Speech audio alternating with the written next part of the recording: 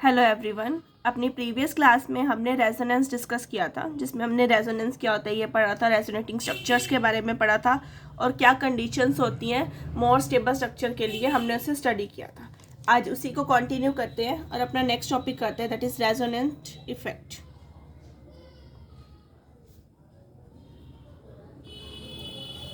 अभी resonance effect क्या होता है? जैसे हमने लास्ट टाइम भी पढ़ा था, रेजोनेंस को ही हम मेसोमेरिज्म बोलते हैं, तो इसे मेसोमेरिज्म इफेक्ट भी कहा जाता है। ये एक परमानेंट इफेक्ट है।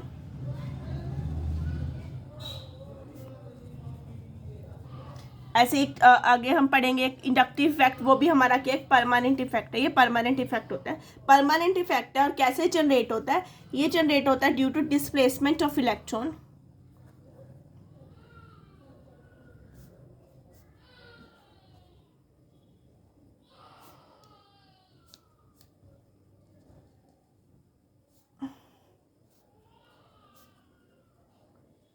Displacement of electron in molecule due to resonance, या फिर कह सकते हो ब्रॉट बाय रेजोनेंस। रेजोनेंस की वजह से जो इलेक्ट्रॉन की डिस्प्लेसमेंट होती है, उसकी वजह से जो इफेक्ट आता है उसे हम क्या बोलते हैं? उसका रेजोनेंस इफेक्ट। ये एक परमानेंट इफेक्ट होता है।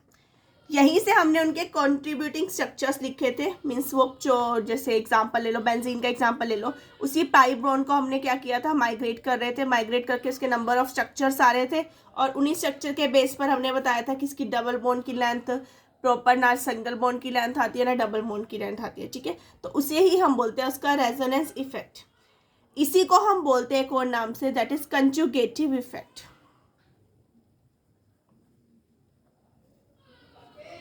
बिकॉज ये अराइज होता है due to group in conjugation. Conjugation होता है ना, उस कंजुगेशन में जो ग्रुप लगा हुआ है उसकी वजह से जो इफेक्ट आता है, इसीलिए इसे बोलते हैं हम कंजुगेटिंग इफेक्ट।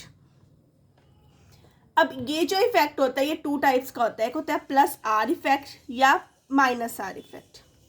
आप इसे आर से या एम से लिखोगे। R means resonance and M means mesomerism, because हमने लास्ट टाइम पढ़ लिया था कि ये सेम ही टर्म है।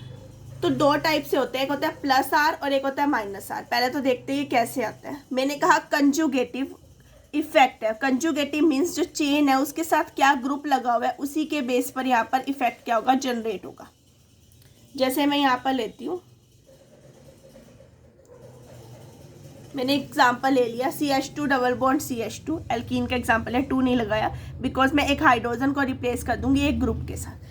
एक बार मैं उसे ग्रुप को रिप्लेस कर रही हूँ CHO ग्रुप के साथ। एक हाइड्रोजन को एल्कीन के रिप्लेस कर दिया CHO ग्रुप के साथ, तब देखते हैं क्या चेंज आएगा। और एक बार मैंने इसी ग्रुप को चेंज कर दिया किसी दूसरे के साथ, जैसे आप Cl ले सकते हो, OH ले सकते हो, OR ले सकते हो, NH ले सकते हो, कोई भी एग्जाम्पल ले लो। मैंने दो अलग अलग ग्रुप के साथ, यानी उसे ग्रुप को कहाँ डाल दिया? कंजुगेशन में डाल दिया, इसीलिए से बोलते हैं कंजुगेटिव इफेक्ट। अब होगा क्या? रेजोनेटिंग स्ट्रक्चर लिखने आपने सिंपल, CH2 CH, ये डबल बॉन्ड यहाँ माइग्रेट हुआ, ये ऑक्सीजन भी यहाँ, नेगेटिव चार्ज इधर H है और इधर आ गया पॉजिटिव चार्ज। इस केस में क्या हुआ? क्लोरीन के पास अपने लोन पेयर है, ये यहाँ पर और ये यहाँ पे। CH2 negative, CH double bond Cl, इसने अपने ऊपर लिया पॉजिटिव चार्ज। अब इन दोनों में क्या डिफरेंस आया? हमने यहाँ पर एक बेसिक लिया एल्कीन को, ये मेरा बेस था एल्कीन। इसके एक H को मैंने रिप्लेस कर दिया CHO ग्रुप के साथ, इस ग्रुप के साथ, और एक बार मैंने इसे रिप्लेस कर दिया Cl के साथ। तो दोनों की वजह से क्या आया? अब देखो, पहले वाले के केस में जो चेन है उसके ऊपर पॉजिटिव चार्ज आया, इसने इलेक्ट्रॉन अपनी तरफ खींचे। यहाँ पर जिस डायरेक्शन में एरो जा रहा है उस डायरेक्शन में क्या है? इलेक्ट्रॉन्स जा रहे हैं। ये इलेक्ट्रॉन को अपनी तरफ ले रहा है, यानी ये क्या है? एक विथड्रॉइंग ग्रुप है, इलेक्ट्रॉन्स को विड्रॉ कर रहा है, खींच रहा है। ये क्या कर रहा है? इलेक्ट्रॉन दे रहा है। एरो की डायरेक्शन देखो, ये इलेक्ट्रॉन दे रहा है, तो ये क्या है? इलेक्ट्रॉन रिलीजिंग ग्रुप, ERG, यानी इलेक्ट्रॉन रिलीजिंग ग्रुप। और ये क्या है? Electron withdrawing group. तो अब इलेक्ट्रॉन विड्रॉइंग ग्रुप लगा हुआ है कंजुगेशन में या इलेक्ट्रॉन रिलीजिंग ग्रुप लगा हुआ है कंजुगेशन में, उसी के बेस पर आप लिखोगे कि इसमें प्लस आर इफेक्ट आ रहा है या माइनस आर इफेक्ट आ रहा है। तो सबसे पहले बात करते हैं माइनस आर और माइनस एम इफेक्ट की। अगर चेन के अंदर लगा हुआ है जो ग्रुप कंजुगेशन में, वो है इलेक्ट्रॉन विड्रॉइंग ग्रुप।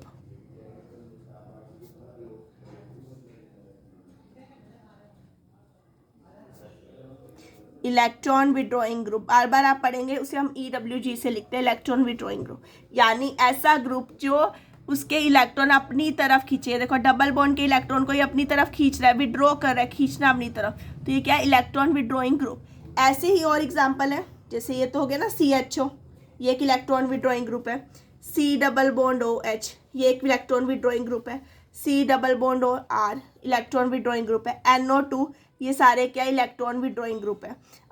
CN, ये सारे क्या है, इलेक्ट्रॉन विड्रॉइंग ग्रुप। अगर ये सारे चेन के ऊपर लगे हुए हैं तो ये क्या करेंगे, इलेक्ट्रॉन को अपनी तरफ विड्रॉ करेंगे। विड्रॉ करेंगे तो इसी इफेक्ट को हम बोलते हैं -R इफेक्ट। उल्टा होगा, -R की वजह से इसके जो कार्बन चेन होगी, क्योंकि इसने दे दिया सब कुछ, तो ये अपने ऊपर पॉजिटिव चार्ज लेगा। तो ये पहला जो हमारा एग्जाम्पल है वो इसका एग्जाम्पल है, किसका, -R का, या लिखो -M इफेक्ट। अब बात करते हैं दूसरे की, +R और +M इफेक्ट। ये इफेक्ट राइज होगा अगर चेन के साथ कंजुगेशन में जो ग्रुप है वो है इलेक्ट्रॉन रिलीजिंग ग्रुप।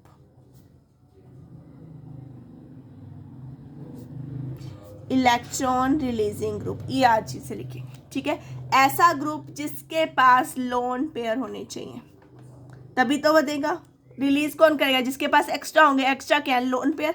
अगर उसके पास लोन पेयर प्रेजेंट है तो वो इजीली उसे क्या करेगा, डोनेट कर सकते हैं। और डोनेट करेगा यानी कि वो चेन को देगा, तो वो क्या हो जाएगा, एक रिलीजिंग ग्रुप हो जाएगा। जैसे कि Cl हमने ऊपर देखा, OH हो सकता है, ऑक्सीजन के ऊपर लोन पेयर है। OR हो सकता है, NH2 ग्रुप हो सकता है। N को आप R से रिप्लेस कर दो, NRH हो सकता है, या R2 भी हो सकता है, दोनों ही H को रिप्लेस कर दो।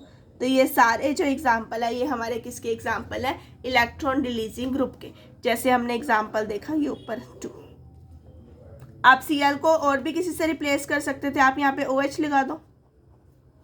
इस केस में भी क्या था, ऑक्सीजन के ऊपर लोन पेयर थे, वो यहाँ डोनेट कर देता, ये चेन इधर।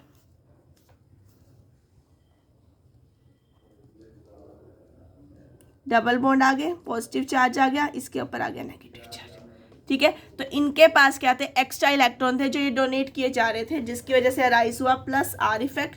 और अगर वहाँ पे लिंक पे ग्रुप लगा हुआ है, सॉरी चेन में ग्रुप लगा हुआ है इलेक्ट्रॉन विड्रॉइंग ग्रुप, वो क्या करेगा, सारा इलेक्ट्रॉन अपनी तरफ विड्रॉ कर लेगा। तो वहाँ पर जो ग्रुप अराइज होगा इफेक्ट, उसे बोलते हैं -R इफेक्ट। अगर आपको ये चीज़ क्लियर है, विड्रॉइंग और रिलीजिंग क्लियर है, तो आप जैसे बाकी इफेक्ट है इंडक्टिव है, तो ये करना आपके लिए आसान हो जाएगा।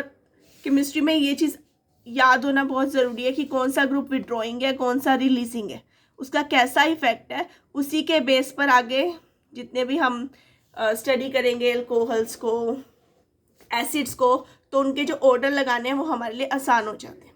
क्लियर, तो ये आ गया हमारे पास टाइप +R और -R इफेक्ट। अब बात करते हैं इसी की एप्लीकेशंस की। अब ये कहाँ पर यूज़ होता है, तो पहली जो इसकी एप्लीकेशन आती है वो आती है हमें, जिसे आप कंपैरिजन कर सकते हो। तो सबसे पहले हम बात करते हैं लो रिएक्टिविटी की।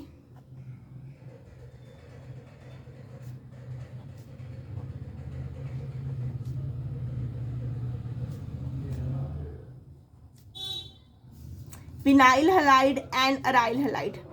वैसे तो आप ये चीज़ पढ़ोगे जब अल्काइल हैलाइड्स को पढ़ोगे। ये मेरे अल्काइल हैलाइड्स होते हैं। अल्काइल मीन्स R ग्रुप, उसके साथ हैलाइड लगना है, ये है अल्काइल हैलाइड।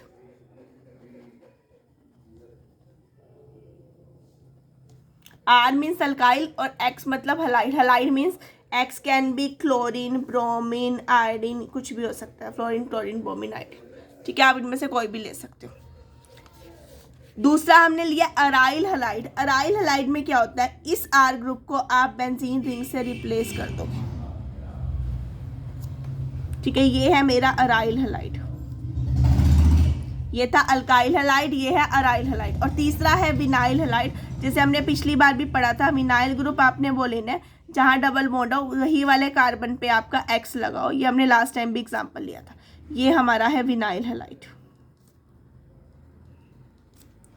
क्लियर तीनों? Alkyl, aryl and vinyl halide. Alkyl में आर ग्रुप होगा, chain, simple chain, alkyl chain, या अराइल में बेंजीन रिंग होगी और ये विनाइल ग्रुप है। वो कहते हैं लो रिएक्टिविटी है किसकी? Vinyl halide and aryl halide की, इससे, अल्काइल हैलाइड से। या रिएक्टिविटी की बात क्यों करें? इसकी रिएक्टिविटी तब आती है जब आर और एक्स का बॉन्ड टूटेगा और एक्स क्या होगा? रिलीज होगा और आर पे कोई नया ग्रुप आ जाएगा। ठीक है, जितनी जल्दी ये बॉन्ड टूटेगा उतनी ज़्यादा इसकी क्या होगी? रिएक्टिविटी होगी। यहाँ पर सिंगल बॉन्ड है, यहाँ भी सिंगल है, यहाँ भी सिंगल है, तो क्यों कह रहा है कि इसकी रिएक्टिविटी ज़्यादा और इन दोनों की रिएक्टिविटी क्या है? कम है। तो अब हम वही चेक करते हैं। सबसे पहले बात करते हैं अराइल हैलाइड की। ये है मेरे पास बेंजीन रिंग, अराइल हैलाइड। मैंने एक्स को कोई भी लगा लो, आप Cl, Br कोई भी ले सकते हो। फॉर एग्जांपल हम Cl लेते हैं, ठीक है, यानी हमारा क्या हो गया? बेंजीन पे Cl ग्रुप आ गया। अब स्ट्रक्चर देखो, अभी हमने कहा कि Cl कैसा ग्रुप है? एक इलेक्ट्रॉन रिलीजिंग ग्रुप है, यानी इसके पास लोन पेयर अवेलेबल होंगे। वो क्या करेगा? लोन पेयर रिंग को क्या करेगा? डोनेट करेगा। इसी को मैं कुछ ऐसा लिख रही हूँ,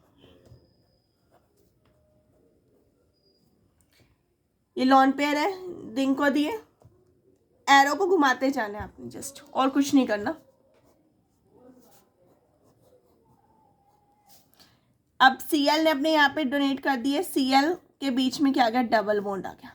जिन्हें हमने इंटैक्ट रखा है, चेंज नहीं किया, सबसे पहले आप उन्हें लगा दो, फिर आपको बाकी लगाना आसान हो जाएगा। अब हमने इस डबल बॉन्ड को यहाँ से क्या करा? यहाँ पर माइग्रेट कर दिया। अब ये यहाँ चला गया, नेगेटिव चार्ज आएगा, बिकॉज क्लोरीन ने डोनेट कर दिया कुछ, तो उसके ऊपर क्या आ गया? पॉजिटिव। जो देगा उसके ऊपर पॉजिटिव चार्ज, जिस पे एरो जाएगा उसके ऊपर नेगेटिव चार्ज लगाना है। अब जस्ट एरो को घुमाते जाओ। अब ये एरो को दो कार्बन के बीच में और बॉन्ड को एक पर्टिकुलर कार्बन में।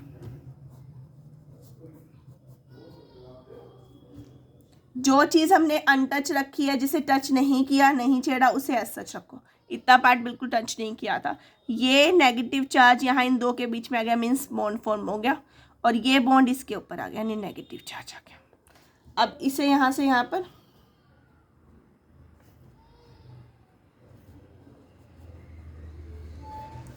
ये यहाँ पे आ गया बॉन्ड, जिसे इंटैक्ट रखा है उस सबको एज सच रख दो। ये वाला बॉन्ड यहाँ पर और यहाँ पर आ गया नेगेटिव चार्ज। अब फर्दर क्या होगा? ये बॉन्ड यहाँ पर और Cl यहाँ पर।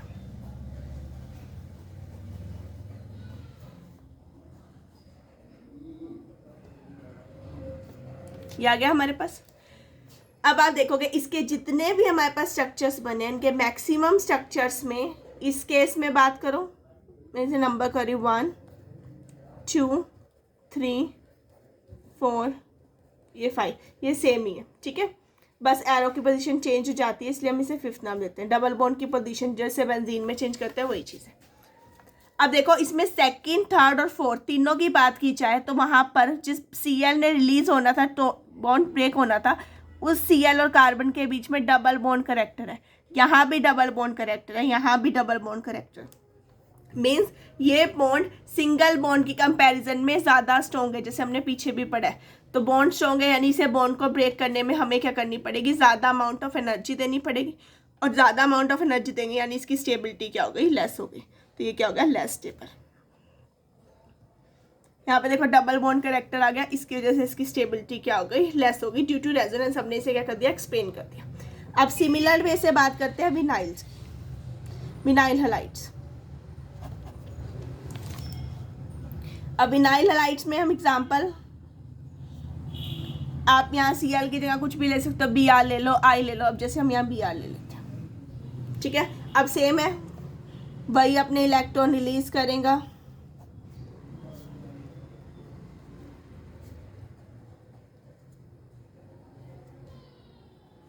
ये आ गया। अब फिर से देखो, जिस बॉन्ड को ब्रेक होना था, यानी इस वाले बॉन्ड को, सिंगल बॉन्ड था जहाँ पे करेक्टर, वहाँ पे अब क्या गया? Double bond character. तो यहाँ पे डबल बॉन्ड करेक्टर आने की वजह से इसका भी बॉन्ड क्या हो गया? ब्रेक करना टफ हो गया, और जितना मुश्किल होगा बॉन्ड ब्रेक करना, उतनी उसकी रिएक्टिविटी क्या हो जाएगी? कम हो जाएगी। इसीलिए ये भी क्या हो गया? Less reactive. ये भी क्या है? Less reactive. तो दोनों ही क्या हो गए? Less reactive.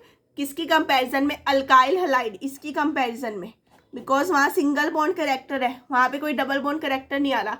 But aryl halide की बात करो या विनाइल हैलाइड की बात करो, दोनों के केस में क्या आ रहा है, डबल बॉन्ड करेक्टर आ रहा है, इसलिए उनकी रिएक्टिविटी क्या हो गई, लेस हो गई। क्लियर। तो ये इसकी एक पहली एप्लीकेशन थी कि क्यों विनाइल की और अलाइल हैलाइड्स की जो रिएक्टिविटी क्या होती है, कम होती है। अब बात करते हैं एसिडिक करेक्टर की।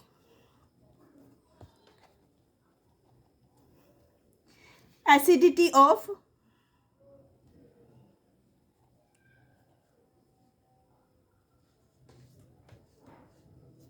Acids, carboxylic acids. अब इनकी एसिडिटी की बात करते हैं कि क्यों ये ग्रुप क्या होते हैं, एसिडिक होते हैं। अब ये मेरे पास है कार्बोक्सिलिक ग्रुप, ये कार्बोक्सिलिक एसिड है। अब एसिडिक की ग्रुप की बात करनी है, यानी कि हम इसमें वाटर करके डिल्यूशन करते हैं, तो हमारे पास क्या होगा, ये अपना H पॉजिटिव इसे दे देगा, बिकॉज ये एसिड है, तो ये बनेगा RCOO negative plus H3O positive. ये हमारे पास ये बना, ठीक है, हाइड्रोनियम आयन जनरेट कर दिया इसने, ये हाइड्रोनियम आयन होता है, यानी ये क्या, इसका एसिडिक करेक्टर शो करे। अब यहाँ पर ये जो बना है ग्रुप, इसे हम बोलते हैं कार्बोक्सिलेट आयन। अब ये कार्बोक्सिलेट जो आयन हमारे पास बना है, ये क्या करता है, रेजोनेटिंग स्ट्रक्चर शो करता है, बिकॉज इसके पास 2 ऑक्सीजन है और दोनों ही अपने ऊपर नेगेटिव चार्ज को कैरी कर सकते हैं। सेम आ गया, दिखने में लगेगा कि सेम है, पर ये दोनों ऑक्सीजन अलग अलग है, आप इन्हें 1 या 2 मेंबर दे सकते हो, ठीक है। और इनका डिफरेंशिएट क्या है, अगर मैं इसके आइसोटोप ले लूँ तो आप उसे इजीली डिफरेंशिएट कर सकते हो कि मैं दोनों ऑक्सीजन अलग अलग आइसोटोप की ले लूँ। ये नेगेटिव चार्ज यहाँ पर माइग्रेट हुआ यहाँ पे, तो 2 स्ट्रक्चर आए, तो यानी जितने ज़्यादा रेजोनेटिंग स्ट्रक्चर उतनी ज़्यादा उसकी स्टेबिलिटी, यानी कि ये क्या हो जाएगा, मोर स्टेबल। और जितना ज़्यादा ये स्टेबल हुआ, अभी ये स्टेबल क्या है, स्टेबल है तो इसे बनना होगा, और ये बना कब जब इसने H पॉजिटिव आयन को डोनेट कर दिया, यानी H पॉजिटिव रिलीज हो गया, और जितनी जल्दी H पॉजिटिव रिलीज करेगा उतनी जल्दी ये बनेगा, यानी उतना ज़्यादा ये क्या होगा, एसिडिक होगा, यानी इसकी एसिडिटी क्या होगी, उतनी ही ज़्यादा हाई होगी। तो ये कार्बोक्सिलिक एसिड इसीलिए हाईली एसिडिक होते हैं as compare to alcohol, phenols, उनकी कंपेरिजन में क्या होता है, ज़्यादा एसिडिक इन नेचर होते हैं। क्लियर। तो इसके ज़्यादा रेजोनेटिंग स्ट्रक्चर है, मोर इज रेजोनेटिंग स्ट्रक्चर। ये हमारी लास्ट कंडीशन थी जब हमने कल पढ़ा था कि जितने ज़्यादा रेजोनेटिंग स्ट्रक्चर्स आएंगे बनेंगे, उतनी ही उनकी स्टेबिलिटी क्या होगी, ज़्यादा होगी। ठीक। अब ये तो आगे हमारी जो हमने रेजोनेंस इफेक्ट को पढ़ा, जिसमें हमने +R और -R इफेक्ट को पढ़ा, और साथ में उसकी कुछ एप्लीकेशंस को डिस्कस किया। अब जैसे हमने कल रेजोनेंस हाइब्रिड किया था, अब हम उसी की कुछ प्रॉपर्टीज़ को स्टडी करते हैं। तो next is properties of resonance hybrid. जो हाइब्रिड बना है उसकी क्या प्रॉपर्टी है, तो जो सबसे पहली इसकी प्रॉपर्टी आती है वो आती है हमारी स्टेबिलिटी। बार बार हम बोल रहे हैं कि स्ट्रक्चर क्या होगा, स्टेबल हो जाएगा। ठीक है, तो रेजोनेंस जो हाइब्रिड होगा वो हमेशा क्या होगा, more stable as compare to contributing structure. तो resonance hybrid is more stable than any of contributing structure. किसी भी कॉन्ट्रीब्यूटिंग स्ट्रक्चर की कंपैरिजन में वो ज़्यादा स्टेबल होगा, जिसे हम बोलते हैं उसका रेजोनेंस हाइब्रिड। ठीक है, जैसे बेंजीन के केस में आप दोनों स्ट्रक्चर्स की बात करते हो, इक्वल स्टेबिलिटी कहते हैं, और जो उसका रेजोनेटिंग स्ट्रक्चर बनाते हो, रेजोनेंस हाइब्रिड बनाते हो, जिसमें बेंजीन के बीच में आप एक रिंग सी डाल देते हो कि ये पूरा पाई इलेक्ट्रॉन क्लाउड है, वो क्या होगा, मोर स्टेबल होगा than any of the contributing structure. Second आते हैं हमारे पास बॉन्ड लेंथ। अब जैसे हमने एग्जाम्पल किया था बेंजीन का ही, आप ब्यूटाडाइन का भी ले सकते हो, ये हमने पिछली क्लास में डिस्कस किया था।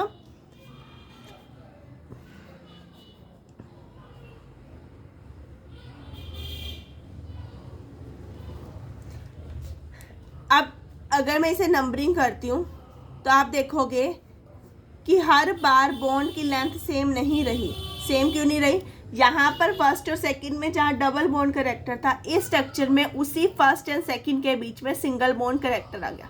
सिमिलरली यहाँ सेकंड थर्ड में सिंगल करेक्टर था, या सेकंड थर्ड में डबल बॉन्ड करेक्टर आ गया। इसका मतलब जो कार्बन की लेंथ है, बॉन्ड लेंथ है इन बेंजीन, वो ना तो कम्प्लीटली सिंगल बॉन्ड करेक्टर है ना ही कम्प्लीटली डबल बॉन्ड करेक्टर है, बिकॉज अगर वो सिंगल बॉन्ड करेक्टर होती तो वो नीचे 154 एंगस्ट्रॉम, और अगर डबल बॉन्ड होती तो वो होती 134 एंगस्ट्रॉम। ये हमने कई बार बात किया। बट बेंजीन के केस में इन दोनों के बीच में लाई करती है, वो हमारे पास होती है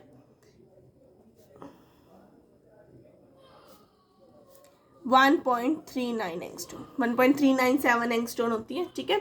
सिमिलरली जब हमने उनकी बात की थी 1,3 ब्यूटाडाइन की, तब उसके केस में ना तो वो डबल बॉन्ड प्रॉपर करेक्टर था ना सिंगल बॉन्ड था, तो उसकी भी लेंथ 1.47 के अराउंड आ रही थी, यानी कि इन बिटवीन लाई कर रही थी single and double bond character, जिसे हमने डीलोकेलाइज बॉन्ड बोला था। डीलोकेलाइज वही था जिसके इलेक्ट्रॉन फिक्स नहीं थे, वो मूवमेंट कर रहे थे। यही सेम चीज़ रेजोनेंस में होती है, तभी हमने वहाँ पर उनके रेजोनेटिंग स्ट्रक्चर्स लिखे थे। अब नेक्स्ट आते हैं थर्ड प्रॉपर्टी पे, that is resonance energy.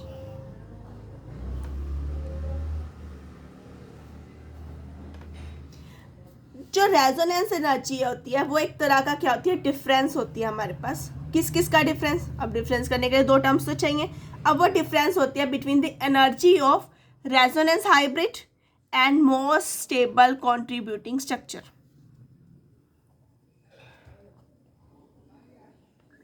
Resonance hybrid and most stable, जो सबसे स्टेबल होगा। स्टेबल के हमने पॉइंट देखे थे ना, चार्ज प्रेशर नहीं होना चाहिए, लाइक चार्जेस नहीं होने चाहिए, नेगेटिव चार्ज, एटम पे नेगेटिव चार्ज होना चाहिए। वही सारे पॉइंट्स को देखकर हम देखेंगे उसका मोस्ट स्टेबल स्ट्रक्चर कौन सा है और रेजोनेंस हाइब्रिड की एनर्जी का डिफरेंस कितना है, वहाँ से हम उन एनर्जी को निकालेंगे, रेजोनेंस एनर्जी।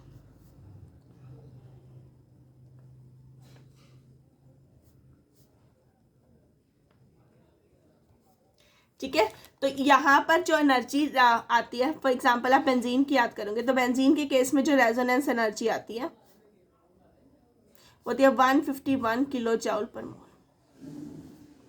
ये बेंजीन की एनर्जी होती है, ठीक है। तो एनर्जी, रेजोनेंस एनर्जी कैसे निकालनी है, तो उसका जो रेजोनेंस हाइब्रिड आएगा, सारों का स्ट्रक्चर का जो मेन निकलेगा वो, और जो सबसे कॉन्ट्रीब्यूटिंग स्ट्रक्चर होगा मेस, यानी कि सबसे ज़्यादा स्टेबल स्ट्रक्चर होगा, उनके बीच का जो एनर्जी डिफरेंस आएगा आप उसकी हेल्प से निकालोगे उसकी रेजोनेंस एनर्जी। तो ये प्रॉपर्टी थी हमारी रेजोनेंस की।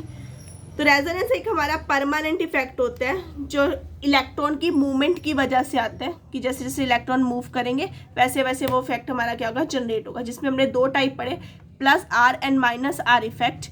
प्लस आर इफेक्ट आएगा हमारा जब रिंग के ऊपर इलेक्ट्रॉन रिलीजिंग ग्रुप लगा होगा, और माइनस आर तब जनरेट होगा जब रिंग के ऊपर इलेक्ट्रॉन विड्रॉइंग ग्रुप लगा होगा। और उसी की हमने कुछ एप्लीकेशंस देखी, जैसे विनाइल हैलाइड्स के केस में या अराइल हैलाइड्स के केस में रिएक्टिविटी कम हो जाती है ड्यू टू रेजोनेंस, या एसिडिक कार्बोक्सिलिक एसिड ज़्यादा एसिडिक होते हैं ड्यू टू रेजोनेंस, ठीक है। तो ये इसकी कुछ एप्लीकेशंस आती हैं। अब अपनी नेक्स्ट क्लास में हम आगे इंडक्टिव इफेक्ट, हाइपर कंजुगेशन, इन इफेक्ट्स को डिस्कस करेंगे। Okay, thank you everyone.